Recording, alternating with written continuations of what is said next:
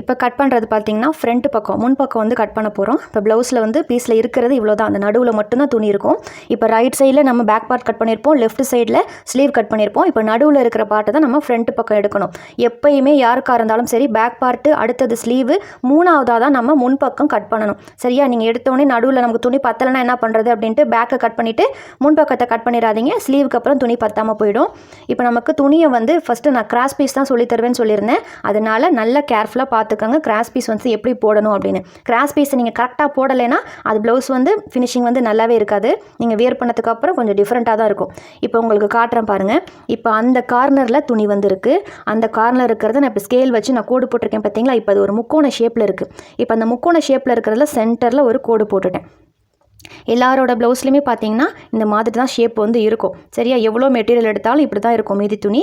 இதே மாதிரி இந்த சைடில் இருக்கிறதையும் ஒரு ட்ரையாங்கிள் ஷேப்பில் போட்டுட்டு ஒரு சென்டரில் ஒரு கோடு போட்டுக்கிறேன். நீங்களும் இதே மாதிரி பண்ணி ஃபஸ்ட்டு பார்த்துக்கோங்க. சரியா? கிராஸ் பீஸ் போடுறது ரொம்ப வந்து முக்கியம். கிராஸ் பீஸ்னால் கிராஸ் பீஸாக தான் போடணும். நீங்கள் நேர் பீஸில் போட்டுட்டு ஃபினிஷிங் நல்லா இல்லைன்னா அதுக்கு நமக்கு எதுவும் பண்ண முடியாது. அதனால அதுக்கப்புறம் அதை சேஞ்சும் பண்ண முடியாது. கிராஸ் பீஸை வந்து ஒரு வாட்டிக்கு 2 வாட்டி நல்லா பார்த்துட்டு அதுக்கப்புறம் நம்ம வந்து மார்க் பண்ணணும். இப்போ அந்த எண்டில் பார்த்தீங்கன்னா அந்த பக்கமும் கரெக்டாக கோடு போட்டுட்டு நான் எப்படி காட்டுறேன் பாருங்கள். இப்போ இந்த 3 கார்னர்லேயும் நம்ம ஒரே மாதிரி கோடு போட்டாச்சு. கொஞ்சம் கிராஸாக இருந்துச்சு அப்படின்னாலும் அதை கரெக்டாக வந்து போட்டணும். ஒரு முக்கோண ஷேப்பில் வந்து உங்களுக்கு எந்த இடத்துல வந்து ஃபிக்ஸ் ஆகுது அப்படின்னு கரெக்டாக பார்த்துக்கோங்க. இப்போ இந்த 3 இடத்துல வந்து எனக்கு கரெக்டாக இருக்குது. ஸோ இந்த 4வது இடம் இங்கே இருக்குது பார்த்தீங்களா? இதுலேயும் நான் வந்து உங்களுக்கு போட்டு காட்டுறேன். இது எல்லா இடத்துலையும் நம்ம வந்து போட போகிறது கிடையாது. ஃபஸ்ட்டு உங்களுக்கு துணி வந்து எந்த அளவுக்கு மெட்டீரியல் இருக்கோ அதுக்கு தகுந்த மாதிரி நம்ம வந்து இந்த ட்ரையாங்கிள் ஷேப்பில் போட்டுக்கணும். இப்போ உங்களுக்கு நீங்கள் தைக்கும்போது உங்களுக்கு 1 மீட்டர் எடுத்திருப்பீங்க. இப்போ நீங்கள் நல்லா தைக்க ஆரம்பித்ததுக்கப்புறம் உங்களுக்கு 80 பாயிண்ட்டை கொடுத்துட்டு 35 இன்ச்சுக்கு ப்ளவுஸ் தைச்சி கொடுங்கம்பாங்க. அந்த மாதிரிலாம் இருக்கும்போது நம்ம இந்த மாதிரி செக் பண்ணி பார்த்துக்கணும். இப்போ வந்து உங்களுக்கு காட்டுறேன் பாருங்கள். ஒரு முக்கோண ஷேப் இருக்கிற இடத்துல இந்த பேக் பார்ட்டை வச்சு தான் நம்ம முன்பக்கம் வந்து கட் பண்ணணும். அது எந்த மெஷர்மெண்ட்டுக்கு யாருக்காக இருந்தாலும் சரி. இப்போ இந்த பேக் பார்ட்டை வச்சு தான் நம்ம முன்பக்கம் மார்க் பண்ணணும். அது நேர் கட்டிங், ஸ்ட்ரெயிட் கட்டிங் எதுவாக இருந்தாலும் சரி, கிராஸ் கட்டிங்காக இருந்தாலும் சரி. இப்போ உங்களுக்கு வச்சு காட்டுறேன் பாருங்கள். அந்த ட்ரையாங்கிள் ஷேப்பில் ஒரு கோடு வந்து மேலே போட்டிருந்தோம் பார்த்தீங்களா? அந்த முக்கோண ஷேப்பில் இருக்கிற அந்த சென்டர் கோடுக்கும் நம்ம அந்த பேக் பார்ட்டோட ஷோல்டரோட சென்டர் உங்களுக்கு தெரியுதா? இப்போ உங்களுக்கு இந்த கிராஸ்லேயும் நேரில் காட்டுறேன் பாருங்கள். இப்போ இந்த கோடுக்கும் நமக்கு அந்த பேக் பார்ட்டோட ஷோல்டர்லேருந்து சென்டர் அதுவும் வந்து கரெக்டாக இருக்கணும். கொஞ்சம் கூட நகர்ந்துருக்கக்கூடாது. ஒரு 1/2 இன்ச்சு துணி பத்தலை நகர்த்துனீங்கனாலும் ஷேப் வந்து மாறிடும். கப் சைஸ் வந்து அசிங்கமாக போயிடும். இதில் கிராஸ் பீஸில் மெயின் விஷயமே அதுதான். கரெக்டாக நம்ம போட்டோன்னா கப் சைஸு கரெக்டாக இருக்கும். இப்போ இந்த சைடு துணியை போட்டிருக்கேன். இந்த சைடு துணி வந்து கரெக்டாக இருக்குது. அதாவது கழுத்து பக்கம் ஆம்ஹோல் சைடெல்லாம் துணி வந்து கரெக்டாக இருக்குது. இப்போ அந்த ஆப்போசிட்டில் உங்களுக்கு போட்டு காட்டுறேன் பாருங்கள். அந்த பக்கம் போட்டோம் அப்படின்னாலும் இதே மெத்தடில் தான் போடணும். அந்த ஸ்ட்ரெயிட் கோடுக்கு நேராக அந்த ஷோல்டர்லேருந்து அந்த பின்பக்க ஷோல்டர் இருக்குது பார்த்தீங்களா? அந்த பேக் பார்ட்டோட ஷோல்டர் வந்து கரெக்டாக சென்டரில் வந்து அந்த லைன் வர மாதிரி வச்சுக்கோங்க. இது வந்து ஒரு பெஸ்ட்டு டிப்பு. நீங்கள் எதுவுமே பண்ணாமல் நீங்கள் சும்மா போட்டிங்கன்னா உங்களுக்கு கிராஸாக இருக்கிறதெல்லாம் எதுவுமே தெரியாது. எல்லாமே ஒரே மாதிரி இருக்கிற மாதிரி தான் இருக்கும். இப்போ நீங்கள் இது மாதிரி கோடு போட்டுட்டு அதுக்கப்புறம் நீங்கள் வச்சு பார்த்தீங்க அப்படின்னா உங்களுக்கு கிராஸ் கட்டிங்கில் எந்த மிஸ்டேக்குமே வராது. இப்போ இந்த எண்டில் உங்களுக்கு போட்டு காட்டுறேன் பாருங்கள். இதில் போடும்போது இந்த ஆம்ஹோல் சைடில் நமக்கு துணி வந்து பத்தலை. சரியா? அதுக்கு தான் ஃபஸ்ட்டே சொன்னேன், எல்லா பக்கமும் நமக்கு துணி வந்து செட் ஆகாது. ஏதாவது ஒரு 2 சைடு வந்து கரெக்டாக இருக்கும். அதிகபட்சம் ஒரு சைடாவது நமக்கு கரெக்டாக வந்துடும். இப்போ இந்த சைடு போடுறேன். இந்த சைடும் பார்த்தீங்கன்னா கீழே வந்து நமக்கு துணி பத்தலை. இதை இப்படி போட்டாலும் சரி, எந்த பக்கம் திருப்பி போட்டாலும் சரி துணி வந்து நமக்கு பத்தலை. இப்போ நம்ம பேக் பார்ட்டில் வந்து இப்போ வச்சு பார்க்கும்போது 2 சைடு தான் நமக்கு செட் ஆனிச்சு. இந்த 2 சைடில் ஏதாவது ஒரு பக்கம் நமக்கு ஃபிக்ஸ் பண்ணிக்கணும். இப்போ நம்ம மெஷர்மெண்ட் பண்ணியிருக்கோம் பார்த்தீங்களா பேக் பார்ட்டில், இதை இப்படி வச்சும் நம்ம மார்க் பண்ணிக்கலாம். இல்லை அப்படின்னா இந்த மாதிரி திருப்பி இப்படி போட்டு உங்களுக்கு இந்த 2 சைட்லேயுமே ஏதாவது ஒரு பக்கத்தில் தான் செட் ஆகுதுன்னா, இப்போ ஆம்ஹோல் சைடு இந்த பக்கம் இருக்குது பாருங்கள். நெக்கு வந்து ஆப்போசிட்டில் இருக்குது. உங்களுக்கு ஆப்போசிட்டில் தான் இருக்கிற மாதிரி துணி பத்துச்சு அப்படின்னா நெக் காட்டிருக்கேன் பார்த்தீங்களா? அந்த நெக்கு சைடு ஆப்போசிட்டில் இருக்கிற மாதிரி தான் துணி இருக்குது அப்படின்னா நீங்கள் அப்படி தான் நீங்கள் கட் பண்ணணும். அதுக்காக எனக்கு அந்த பக்கம் எனக்கு வாகு இல்லை, எனக்கு துணி பத்தலைன்னா எதுவும் பண்ணக்கூடாது. நம்ம வந்து தைக்கிறோம் அப்படின்னா எல்லாத்தையும் நம்ம வந்து தெரிஞ்சுக்கணும். இப்போ இந்த சைடு நான் உங்களுக்கு போட்டே ஃபஸ்ட்டு காட்டுறேன்.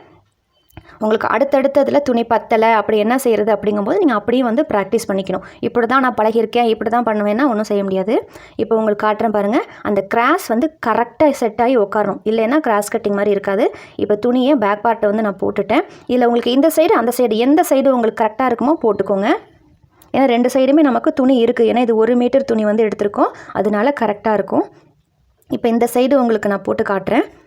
இப்போ நம்ம பேக் பார்ட்டை அப்படியே வச்சுட்டு பேக் சைடில் இருக்கிற அந்த சைடு, அதாவது இந்த மடிப்பு பக்கம், ஆம்ஹோல் சைடில் இருக்கிற மடிப்பு பக்கம், ஆம்ஹோலோட ரவுண்டு, அதே மாதிரி நம்ம மார்பு சுற்றளவு மார்க் பண்ணியிருக்கோம்ல அதில் ஒரு கோடு, ஆம்ஹோல் தையல் பிடிச்சு தைக்கிறதுக்கு ஒரு 1/2 அந்த 1/2 இன்ச்சுக்கான கோடு இது எல்லாமே வந்து கீழ் துணி நம்ம ஃப்ரண்ட்டுக்காக மார்க் பண்ணுற பாருங்கள், அதில் மார்க் பண்ணணும். சரியா? ஏற்கனவே நம்ம பேக்கில் மார்க் பண்ணியிருக்கோம், ஃப்ரண்ட் பக்கத்துக்கும் மார்க் பண்ணணும். ஷோல்டரில் நம்ம தையலுக்காக 1/2 இன்ச்சு விட்டுருக்கோம்ல, அந்த 1/2 இன்ச்சு ஷோல்டரோட உயரம், அகலம் எல்லாமே வந்து அதில் மார்க் பண்ணிக்கணும்.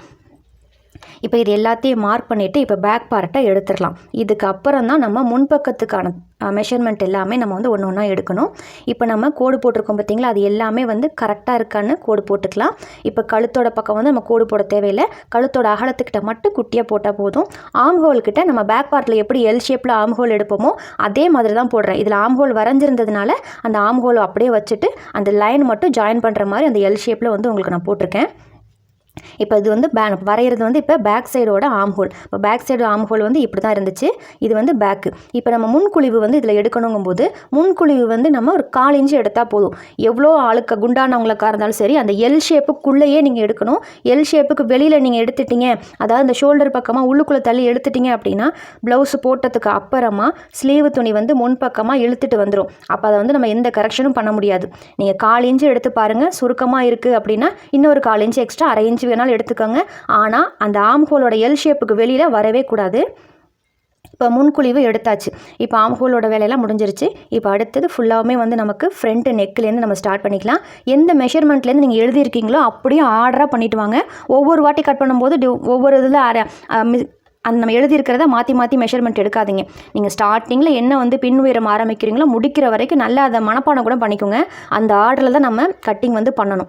நீங்கள் ஒவ்வொரு வாட்டி மாற்றிட்டிங்கன்னா உங்களுக்கு குழப்பிடும், மெஷர்மெண்ட்ஸும் மிஸ் ஆகிடும். ப்ளவுஸ் கட் பண்ணும்போது ஆர்டராக வச்சு நம்ம வந்து பண்ணிக்கிட்டால் வந்து ஈஸியாகவும் இருக்கும். இப்போ வந்து பாருங்கள், அளவு ப்ளவுஸில் இருக்கிற நெக்கை அப்படியே வந்து நான் வச்சுருக்கேன். அந்த ஷோல்டரோட நெக்கோட அகலம் 2.5 இன்ச்சு மார்க் பண்ணோம்ல, அந்த லைனில் அப்படியே வச்சுருக்கேன். இப்போ ப்ளவுஸ் வந்து நம்ம அப்படியே போட்டுட்டேன். இந்த டேபிளில் போட்டு எப்படி இருக்கோ இப்போ பாருங்கள், எங்கேயும் நான் இழுக்கலை, எதுவும் செய்யலை, அப்படியே போட்டோம்னா தான் அது கரெக்டாக இருக்கும். நீங்கள் கழுத்தை பிடிச்சிட்டு இழுத்துக்கிட்டு முன்பக்கம் எனக்கு கழுத்து ஷேப் இல்லைன்ட்டு ரவுண்டு ஷேப்க்கெலாம் கொண்டு வர வேணாம். ப்ளவுஸ் நம்ம போட்டால் எப்படி இருக்குமோ அதே மாதிரி தான் இப்போ நம்ம டேபிள்லையும் போட்டிருக்கேன். இப்போ அடுத்து நம்ம என்ன பண்ணோம்னா கழுத்தோட உயரம் வந்து மார்க் பண்ணிட்டேன். இப்போ அடுத்தது முன் உயரம், நம்ம எழுதியிருந்தது முன் உயரம், முன்பக்கம் நல்ல பக்கம் தான் எல்லாத்தையும் நான் இப்போ உங்களுக்கு மார்க் பண்ணுறேன். இப்போ மேலே அந்த ஷோல்டர் இருக்குது பார்த்தீங்களா, அந்த ஷோல்டர்லேருந்து முன்னுயரம் வந்து எடுப்போம். அதுக்கு முன்னாடி இந்த கப் சைஸோட டிப்பு ஒன்று இருக்கும் பாருங்கள், அந்த ஷார்ப்பாக ஒரு டிப்பு இருக்கும், அதை வந்து இப்படி பிடிச்சிக்கோங்க. பிடிச்சிட்டு மேலே ஷோல்டரை வந்து 2ஆக மடிச்சுக்கோங்க. 2ஆக மடிச்சுட்டு அந்த ஷோல்டரோட ரெடி அளவு இருக்குது பார்த்தீங்களா, அந்த இடத்துல வச்சுட்டு நீங்கள் அந்த சென்டரை பிடிச்சி இழுக்கக்கூடாது. ஒரு சிலவங்க ப்ளவுஸில் கிராஸ் கட்டிங்காக கூட இருக்கலாம், அதனால் பிடிச்சி இழுக்காமல் லூஸாக வந்து விட்டுருங்க. ஸ்மூத்தாக விட்டுட்டு அதுக்கு அப்புறமா நீங்கள் மெஷர்மெண்ட் வந்து எடுக்கணும். அந்த பிடிச்சி நீங்கள் இழுக்கிறேங்கிற பேரில் ப்ளவுஸ் நல்லா ஸ்ட்ரெச் ஆகுதுன்னு இழுக்க கூடாது. அந்த டிப்பு வரைக்கும் அப்படியே பிடிச்சிட்டு அந்த டிப்பு கிட்ட ஒரு மார்க் பண்ணியிருக்கேன். மறுபடியும் அந்த டிப்பை பிடிச்சிட்டு கீழே நம்ம பட்டியும் அதுவும் ஜாயின் பண்ணுற இடத்துல ஒரு தையல் இருக்கும். அந்த டாட்டோட உயரம் நம்ம 2.5 இன்ச்சு 2.25 இன்ச்சுலாம் மார்க் சொன்னோம் பார்த்தீங்களா, அந்த உயரத்தை நம்ம கீழே மார்க் பண்ணிட்டோம். அப்படியே மார்க் பண்ணிவிட்டு கீழே தையலுக்காக ஒரு 1/4 இன்ச்சு. இது எதுக்குன்னா பட்டியையும் அந்த கப் சைஸையும் ஜாயின் பண்ணுறதுக்காக. சரியா? இது வந்து 1/4 இன்ச்சுனா 1/4 இன்ச்சு விடுங்க, அதிகமாகலாம் விட்டுட்டிங்கன்னா அப்புறம் மெஷர்மெண்ட் வந்து மாறி போயிடும். இப்போ கழுத்தோட உயரம் வந்து நம்ம மார்க் பண்ணியிருக்கிறோமா, அந்த மார்க் பண்ணியிருக்கிறதுக்கிட்ட கரெக்டாக வந்து கீழே வந்து நான் ஒரு மார்க் பண்ணிக்கிறேன். சரியா? இப்போ நம்ம 6 இன்ச்சு அப்படின்னா 6 இன்ச்சில் ஒரு மார்க்கு, 5.25 ஒரு மார்க் பண்ணுவோம். இப்போ அந்த இடத்துல அந்த கொக்கி பக்கம் இருக்குது பாருங்கள், அந்த கொக்கி பக்கத்துக்கிட்ட வச்சுட்டேன். கொக்கி பக்கம் வச்சுட்டு அந்த நமக்கு கரெக்டான ரெடி அளவு வரணும்ல, அந்த ரெடி அளவு வர இடத்துல அந்த ஃபஸ்ட்டு கொக்கியை வச்சுட்டு இந்த பட்டி ஜாயிண்ட் இருக்குது பாருங்கள், அந்த பட்டி ஜாயிண்ட்டுக்கிட்ட ஒரு கோடு போட்டிருக்கேன். உங்களுக்கு தெரியுதா? அதில் வந்து கோடு போட்டுட்டேன். இதுதான் வந்து கொக்கியோட உயரம். கொக்கியோட உயரம் இதில் அளவு ப்ளவுஸில் இருக்கிறது தான் நம்ம எழுதியிருந்தோம். இப்போ அந்த கொக்கியோட உயரத்துலேருந்து எக்ஸ்ட்ரா 1 இன்ச்சு நம்ம மார்க் பண்ணியிருந்தோம்ல, அதை வந்து இன்ச்சு டேப்பில் எக்ஸ்ட்ரா 1 இன்ச்சு மார்க் பண்ணிட்டேன். இப்போ கொக்கி சைடு இருக்கிற வேலை முடிஞ்சிருச்சு. அடுத்தது அப்படியே வந்து ஆப்போசிட்டில் அந்த சைடு உயரம், முன்பக்க சைடு உயரம் இருக்கு பாருங்கள், அதை வந்து மார்க் பண்ணிக்கணும். அந்த ஸ்லீவோட ஜாயிண்ட் இருக்குது பார்த்தீங்களா, ஆம் ஹோல், அதையும் இந்த கீழே பட்டி ஜாயிண்ட் இருக்குது பார்த்தீங்களா, அதையும் கரெக்டாக பிடிச்சிக்கணும். 2ஐயும் நான் மார்க் பண்ணி காட்டியிருக்கேன் பார்த்தீங்களா, அந்த இடம் தான் நம்ம சைடு உயரமாக மார்க் பண்ண போகிறோம். அளவு ப்ளவுஸை வச்சு நம்ம எல்லாத்தையுமே மார்க் பண்ணுறோம். இப்போ உங்களுக்கு அந்த ஆம் ஹோலுக்கு ஒரு 1/2 இன்ச்சு மேலே விட்டுருக்கோம் பார்த்தீங்களா, ஆல்ரெடி வந்து மார்க் பண்ணியிருந்ததில், அதில் இந்த ஸ்லீவோட கரெக்டான தையலை வந்து மார்க் பண்ணிவிட்டு இந்த பட்டியோட உயரம் இந்த ஜாயிண்ட்டுக்கிட்ட ஒரு மார்க் பண்ணுறேன். கரெக்டாக அந்த தையலுக்கிட்ட மார்க் பண்ணிவிட்டு அதுக்கு கீழே ஒரு 1/4 இன்ச்சு மார்க் பண்ணுறேன். இப்போ சைடு உயரமும் நம்ம மார்க் பண்ணியாச்சு. இப்போ எல்லாத்தையுமே நம்ம ஸ்கேல் வச்சு நீட்டாக கோடு போட்டுக்கலாம். இப்போ நமக்கு முன்பக்க கழுத்தோட உயரம் வந்து அந்த கோடு போட்டாச்சு. இப்போ முன் உயரம் வந்து நமக்கு இந்த கழுப்பத்தோட பெண்டு வந்து எடுக்கணும். இப்போ கீழே வந்து முன் உயரம் இருக்குது பார்த்தீங்களா, அதாவது அந்த கப் சைஸோட உயரம் அந்த 1/4 இன்ச்சு கிட்ட கரெக்டாக கோடு போட்டுக்கணும். ஸ்கேல் வந்து கிராஸாக இல்லாமல் கரெக்டாக கோடு போட்டுக்கோங்க. இப்போ கழுத்தோட அகலம் வந்து நம்ம 2.5 இன்ச்சு வச்சுருந்தோம் பேக் பார்ட்டில், அதே தான் நம்ம ஃப்ரண்ட் பார்ட்டுக்கும் மேலே வந்து மார்க் பண்ணியிருக்கோம். இப்போ கழுத்தோட கீழே இருக்குது பார்த்தீங்களா, கழுத்தோட உயரம் வந்து நமக்கு எவ்வளோ இருக்கோ அந்த இடத்துல நம்ம வந்து ஒரு 1/2 இன்ச்சு வந்து நான் விட்டுட்டேன். நான் எப்படி பண்ணுறேனோ இதே மெத்தடில் நீங்களும் ஃபாலோ பண்ணிக்கோங்க. இந்த 1/2 இன்ச்சு விட்டுட்டேன். இந்த 1/2 இன்ச்சு வந்து நமக்கு ப்ளவுஸில் வந்து கொக்கி வீப்பட்டி தைச்சிருப்பாங்க, அதுக்காக இந்த இடத்துல நீங்கள் 1/2 இன்ச்சு விடாமல் நம்ம இந்த 2.5 இன்ச்சில் ஃபஸ்ட்டு ஒரு கோடு போட்டோம் பார்த்தீங்களா பேக் பார்ட்டை வச்சு, அதுலேருந்து நீங்கள் எடுத்திங்கன்னா 2.5 இன்ச்சு வச்சிங்கன்னா கொக்கி பக்கத்துக்கு ஒரு 1/2 இன்ச்சு போயிடும். அப்போ நீங்கள் 2.5 இன்ச்சு நீங்கள் வைக்கிற இடத்துல 1/2 இன்ச்சு போச்சுன்னா ஒரு 2.25 இன்ச்சு 2 இன்ச்சு அந்த மாதிரி தான் இருக்கும். அப்போ நம்ம ஃபஸ்ட்டு கொக்கி போட்டதுக்கு அப்புறமா வி ஷேப்பில் தான் நமக்கு இருக்கும். இப்போ உங்களுக்கு காட்டுறேன் பாருங்கள். மேலே வந்து நான் 2.5 இன்ச்சு தான் வச்சுருந்தேன். பேக் பார்ட்டோட மெஷர்மெண்ட்டு மேலே 2.5 இன்ச்சு. மேலே எந்த ஆல்ட்ரேஷனும் முன்பக்கத்துக்கு பண்ணக்கூடாது, கீழே தான் நம்ம பண்ணணும். கீழே அகலம் வந்து 1/2 இன்ச்சை விட்டுட்டு அதுக்கு அப்புறமா அதே 2.5 இன்ச்சு கீழே வச்சுருக்கேன். உங்களுக்கு பார்க்கும்போது இது கிராஸாக இருக்கிற மாதிரி இருக்கும், ஆனால் ப்ளவுஸு போட்டதுக்கு அப்புறமா ஃபஸ்ட்டு கொக்கி போடுவோம் பார்த்தீங்களா, அந்த ஃபஸ்ட்டு கொக்கி போட்டதுக்கப்புறம் உங்களுக்கு கரெக்டாக நிற்கும். இல்லைன்னா வி ஷேப்பில் ஒரு மாதிரி ஒடுக்குன மாதிரி இருக்கும். இப்போ கழுத்து வந்து நான் வரைஞ்சிட்டேன். இப்போ அடுத்தது நம்ம கீழே வந்து நம்ம மார்க் பண்ணியிருக்கோம் பார்த்தீங்களா, அந்த 1 இன்ச்சு கொக்கியோட உயரம் அந்த இடத்துல நம்ம அகலம் வந்து கண்டுபிடிக்க போகிறோம். இப்போ அளவு ப்ளவுஸில் இப்போ இந்த கப் சைஸ் இருக்குது பார்த்தீங்களா, இப்போ மேலே அந்த சென்டரோட உயரம் அகலம் கண்டுபிடிப்போம். டாட்டோட அகலம் வந்து ஷோல்டரை சென்டராக வச்சு உங்களை நான் வந்து அளவு ப்ளவுஸ் இல்லாமல் நம்ம இதில் வந்து கட் பண்ணியிருந்தோம் பேப்பரில். ஷோல்டரை சென்டராக வச்சு கோடு போட்டுட்டு அதில் வந்து நம்ம டாட்டோட அகலம்லாம் மார்க் பண்ணுவோம். இப்போ அளவு ப்ளவுஸ் இருக்கிறதுனால அளவு ப்ளவுஸை வச்சு உங்களுக்கு நான் மார்க் பண்ணி காட்டுறேன். அளவு ப்ளவுஸில் கப் சைஸ் எடுத்துக்கோங்க. எந்த மெஷர்மெண்ட்டாக இருந்தாலும் சரி கொக்கி பக்கம் தான் எடுக்கணும். இப்போ இந்த இடத்துல இந்த கப் சைஸோட பெரிய டாட்டோட அந்த டிப் இருக்குது பார்த்தீங்களா, அதை பிடிச்சிட்டு இது கொக்கி பக்கத்தில் அந்த டிப்பு பிடிச்சிருக்கேன் பார்த்தீங்களா, அந்த டிப்புக்கும் நம்ம அந்த கொக்கி பக்கம் துணி அப்படி 2ஆக மடித்தோம் அப்படின்னா நமக்கு ஒரு கரெக்டாக வந்து ஒரு கோடு மாதிரி வரும். மேலே பிடிச்சிட்டிங்கன்னா அப்படியே கிராஸாக போயிடும், அங்கே பிடிக்கக்கூடாது. அந்த டிப்பு எந்த இடத்துல இருக்கோ அதுக்கு ஸ்ட்ரைட்டாக தான் பிடிக்கணும். அப்போ தான் அது வந்து கரெக்டான மெஷர்மெண்ட்டு. அதை அப்படியே 2ஆக மடிச்சுட்டு அந்த நம்ம கொக்கி பக்கத்துக்காக ஒரு 1/2 இன்ச்சு விட்டுருப்போம்ல, அந்த 1/2 இன்ச்சுக்கு அப்புறமா நான் இப்போ எப்படி வைக்கிறேனோ அதே மாதிரி நீங்களும் வைக்கணும். அந்த ஃபஸ்ட்டு ஸ்டார்டிங் கோட்டில் வைக்கக்கூடாது, ஏன்னா அது கொக்கி தைச்சதுக்கு அப்புறம் ப்ளவுஸில் இருக்கிறனால தான் அந்த 1/2 இன்ச்சை நான் விட சொல்லியிருக்கேன். இப்போ அந்த இடத்துல அகலம் வந்து நம்ம மார்க் பண்ணியாச்சு. இப்போ உங்களுக்கு ஈஸியாக புரியும். மேலே ஷோல்டரை வந்து சென்டராக வச்சு நம்ம ஒரு கோடு போடுறது தான் இப்போ நான் வந்து மார்க் பண்ண அளவு. சரியா? நீங்கள் ஒரு வாட்டிக்கு 2 வாட்டி வீடியோ பார்த்துட்டு பொறுமையாக வந்து ஞாபகம் வச்சுட்டு புரிஞ்சுக்கிட்டு கட் பண்ணுங்கள். நான் காமிக்கிறத அப்படியே நீங்கள் கட் பண்ணிட்டீங்கன்னா அடுத்த ப்ளவுஸுக்கு உங்களுக்கு சுத்தமாக மறந்துடும். அதனால் ஒவ்வொரு தடவைக்கு 2 தடவை வந்து பார்த்துக்கிட்டே இருங்க வீடியோவை. இப்போ உங்களுக்கு நான் சென்டர் வந்து மார்க் பண்ணிட்டேன். அதாவது கொக்கியோட அகலம் வந்து கொக்கியிலேருந்து வரண்டா அந்த சென்டர் டாட்டோட அகலம் வந்து மார்க் பண்ணிட்டேன். 3.25. நம்ம சார்ட்டில் கட் பண்ணும்போது 3.25 தான் வந்துச்சு.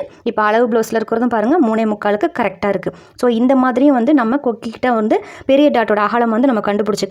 இப்போ நான் ஸ்கேலை வச்சிருக்கேன் பார்த்தீங்களா, அந்த 1 இன்ச்சிலேருந்து அந்த டாட்டோட சென்டர் கண்டுபிடிச்சோம் பாருங்கள், அந்த சென்டர் கிட்ட வந்து ஒரு கோடு போட்டிருக்கேன். எப்பயுமே மெஷர்மெண்ட்லாம் எடுக்கும்போது inch tape, DC marker, scale கண்டிப்பாக இருக்கணும். நீங்கள் கையில் ரஃப்பாக போட்டிங்க அப்படின்னா மெஷர்மெண்ட்டு 1/4 இன்ச்சு கூட சேஞ்ச் ஆனாலும் ப்ளவுஸ் வந்து சொதப்பிடும். இப்போ வந்து பார்த்திங்கன்னா நம்ம வந்து ஸ்கேல் வச்சு நீட்டாக கோடு போட்டாச்சு. இதே மாதிரி அந்த பக்கம் சைடில் வந்து நான் மார்க் பண்ணியிருக்கோம் பார்த்தீங்களா, முன்பக்கம் சைடு உயரம், அந்த இடத்துலையும் நான் ஸ்கேலை வச்சு எப்படி காட்டுறேன்னு பாருங்கள். அதை அப்படியே வந்து கோடு போட்டுக்கணும். அந்த கீழே 1/4 இன்ச்சில் அப்படியே கோடு போட்டுக்கணும். இப்போ முன்பக்கத்துக்கு ஓரளவுக்கு எல்லாமே நம்ம வந்து மார்க் பண்ணியாச்சு. அடுத்த அளவு என்ன அப்படின்னா அந்த கொக்கியிலிருந்து டாட்டோட அகலம் நம்ம எழுதியிருக்கிறத ஒன்று நான் அதே மாதிரியே சொல்கிறேன். அந்த மேலே அந்த 1 இன்ச்சில் வச்சு அப்படியே வந்து உங்களோட ப்ளவுஸுக்கு என்ன வந்து நீங்கள் எழுதியிருந்தீங்களோ அந்த இது உங்கள் ப்ளவுஸில் என்ன இருக்கோ அது நான் வந்து 2.25 மார்க் பண்ணிவிட்டு இந்த சென்டர் பார்த்தீங்கன்னா இப்போ ஆட்டோமேட்டிக்காக நமக்கு 1.5 இன்ச்சில் அப்படியே வந்து ஃபிக்ஸ் ஆயிடுச்சு. இப்போ உங்களுக்கு 1.25 தான் வருது அப்படின்னா 1.25 வந்து உங்களுக்கு கரெக்டு. சரியா? இப்போ இந்த பக்கம் 1.5 இன்ச்சு மார்க் பண்ணனால நான் அந்த சைடும் ஒரு 1.5 இன்ச்சுக்கு மார்க் பண்ணியிருக்கேன். இப்போ டாட்டோட பெரிய டாட்டோட உயரமும் நம்ம அளவு ப்ளவுஸில் இருந்ததுனால அப்படியே வச்சுட்டேன். இப்போ அந்த 3 டாட்டோட அகலம் வந்து மார்க் பண்ணுறேன் பாருங்கள். இது வந்து கிராஸ் கட்டிங்கு நல்லா பார்த்துக்கோங்க. இப்போ ஒரு டாட்டுக்கு இருக்கிற அகலம் வந்து 2 இன்ச்சு இருக்கிற மாதிரி வச்சுருக்கேன். பெரிய டாட்லேருந்து கொக்கி பக்கம் வர அந்த சின்ன டாட்டுக்கு 2 இன்ச்சு, அதே மாதிரி ஆம்ஹோல் கிட்ட வர டாட்டுக்கும் பெரிய டாட்லேருந்து 2 இன்ச்சு. இப்போ இந்த கொக்கி பக்கத்தில் இருக்கிற டாட்டுக்கும் ஆம்ஹோல் டாட்டுக்கும் வைக்கிறேன் பாருங்கள், அதுவும் 2 இன்ச்சு தான் இருக்கும். இந்த மாதிரி 2 இன்ச்சு கேப்பில் வச்சிங்க அப்படின்னா நமக்கு அந்த கிராஸ் கட்டிங் போட்டாலும் ஷார்ப்பாக வந்து வராது. சரியா? இல்லை நேர் கட்டிங் போட்டிங்கனாலும் நீங்கள் 2 இன்ச்சே வச்சுக்கலாம். கொஞ்சம் ஷார்ப்பாக வேணும்னா 1.5 இன்ச்சு. ரொம்ப நெருக்குனீங்க அப்படின்னா ரொம்ப ஷார்ப்பாக இருக்கும், நம்ம சாரீ கட்டினதுக்கப்புறம் அசிங்கமாக இருக்கும். இப்போ 2 இன்ச்சு அப்படிங்கிறது கரெக்டாக இருக்கும். சரியா? அவங்க ஷார்ப்பாக கேட்டாங்கன்னா 1.5 இன்ச்சு வரைக்கும் போங்க, அதுக்கு மேலே ரொம்ப நெருக்கிடக்கூடாது. இப்போ முன்பக்கத்தை வந்து நம்ம எல்லாமே வந்து மார்க் பண்ணியாச்சு. இப்போ முன்பக்கம் வந்து கிளியராக நான் எப்படி மெஷர்மெண்ட்டில் கட் பண்ணுவேனோ அதே மாதிரி உங்களுக்கு சொல்லிட்டேன். இப்போ இது எல்லாத்தையும் நம்ம வந்து கட் பண்ணிக்கணும். கட் பண்ணும்போது கண்ணா பின்னான்னு கட் பண்ணக்கூடாது. இப்போ நமக்கு துணி வந்து வேஸ்ட் ஆகக்கூடாது. துணி இதுக்கப்புறம் நம்ம தைக்கும்போது இந்த எக்ஸ்ட்ரா துணியெல்லாம் நமக்கு தேவைப்படும். அதனால எந்த பக்கம் கத்திரிக்கோல் போதோ அந்த பக்கம் கட் பண்ணக்கூடாது. கரெக்டாக நான் எப்படி கட் பண்ணுறேனோ அதே மாதிரி கட் பண்ணுங்கள். துணியை வந்து வேஸ்ட் பண்ணாதீங்க. இப்போ கழுத்து கட் பண்ணிவிட்டேன், கொக்கி பக்கம் கட் பண்ணிவிட்டேன். அதே மாதிரி இந்த டாட்டோட உயரத்துக்கிட்டலாம் வந்து நான் கட் பண்ணியிருக்கேன் பாருங்கள். எல்லாமே வந்து நம்ம மார்க் பண்ணி சாக் பீஸில் கோடு போட்டிருக்கோம்ல அந்த லைன்லேயே தான் கட் பண்ணணும். அதுக்கு உள்ளுக்குள்ளே கட் பண்ணுறது, அந்த கோட்டை தாண்டி வெளியில் அவுட்டரில் கட் பண்ணுறதுன்னு எதுவும் பண்ணக்கூடாது. நம்ம மார்க் பண்ணியிருக்கிறதுல அப்படியே வந்து ஸ்ட்ரைட்டாக வந்து கட் பண்ணணும். இப்போ எங்கேயாவது ஏதாவது ஒரு இடத்துல கரெக்டாக இல்லை, பிசுறு தெரிஞ்சிச்சுன்னா அதை அப்போயே வந்து கட் பண்ணிடுங்க. சரியா? இத்தினோண்டு தானே பிசுறு இருக்குது, அது என்ன செய்ய போகுதுன்னு இல்லாமல் நம்ம பண்ணுற வேலையை பர்ஃபெக்டாக செய்யணும். அப்போ தான் பார்க்குறதுக்கும் நல்லாயிருக்கும், தைக்கிறதுக்கும் இன்ட்ரெஸ்ட் இருக்கும் முதல்ல. இப்போ ஆம்ஹோல் சைடு ஆம்ஹோலோட முன்குழிவை தான் நான் கட் பண்ணியிருக்கேன். முன்குழிவோடு அப்படியே கட் பண்ணி எடுத்துட்டேன். இப்போ உங்களுக்கு ஃப்ரண்ட் பார்ட் வந்து ஓரளவுக்கு வந்து நம்ம வந்து முடிச்சாச்சு. இப்போ கீழே வந்து நம்ம ஒரு 1.5 இன்ச்சுக்கு இந்த சைடு 1.5 இன்ச்சுக்கு டாட்டு மார்க் பண்ணியிருந்தோம்ல, அதுலேயும் 2 துணியும் சேர்த்து குட்டி குட்டியாக இருக்காது, ரொம்ப பெருசாக பண்ணக்கூடாது, குட்டியாக பண்ணினா போதும். நமக்கு வந்து ஒரு அடையாளத்துக்காக தான் அதை வந்து நான் மார்க் பண்ணியிருக்கேன். அதுக்குன்னு கண்ணுக்கு தெரியாமல் பண்ணக்கூடாது. ஓரளவுக்கு பார்க்கும்போது நமக்கு தெரியணும். இந்த அர்க்காத்தை வந்து நம்ம பார்த்தோம்னா நமக்கு தெரியணும், அந்த மாதிரி பண்ணிக்கணும். இப்போ முன்பக்கம் வந்து நம்ம ஃபுல்லாக வந்து வேலை முடிச்சாச்சு. இப்போ கட்டிங் பார்த்தீங்கன்னா பேக் பார்ட்டு, ஸ்லீவு, அதே மாதிரி முன்பக்கம், பின்பக்கம், ஸ்லீவ் மூணுத்தையும் வந்து நம்ம கட் பண்ணியாச்சு. ப்ளவுஸில் கட் பண்ணுறது மெயின் பார்த்தீங்க அப்படின்னா இந்த 3 தான். என்னோடய மெத்தடுக்கு கட் பண்ணுற போது இந்த 3 தான் வந்து நான் யாருக்காக இருந்தாலும் சரி, எனக்காக இருந்தாலும் சரி கட் பண்ணுறது இந்த 3 பார்ட்டு தான். இதில் ப்ளவுஸில் இன்னொன்று பட்டி பீஸ் வந்து நம்ம பேப்பரில் வந்து கட்டிங் பண்ணியிருந்தோம். அது பேப்பருங்கிறனால நான் கட் பண்ண சொல்லியிருந்தேன். மெட்டீரியலில் எனக்காக இருந்தாலும் நான் கட் பண்ண மாட்டேன். ப்ளவுஸ் வந்து ஸ்டிச் பண்ணுவோம் பார்த்தீங்களா, அப்போ தான் வந்து நான் கட் பண்ணுவேன். இப்போ இந்த ப்ளவுஸ் பீஸில் எக்ஸ்ட்ரா பீஸ் ஒதுங்கிருக்கு பாருங்கள், இது வந்து எல்லாருக்குமே வரும். இந்த அகலம், இந்த உயரத்தை தான் நம்ம பட்டிக்கு வந்து நம்ம கொடுக்கணும். இந்த எக்ஸ்ட்ரா துணியெல்லாம் தூக்கி போட்டுறாதீங்க. தச்சு முடிக்கிற வரைக்கும் இந்த ப்ளவுஸ் பீட்டில் எந்த துணியையும் தூக்கி போடக்கூடாது.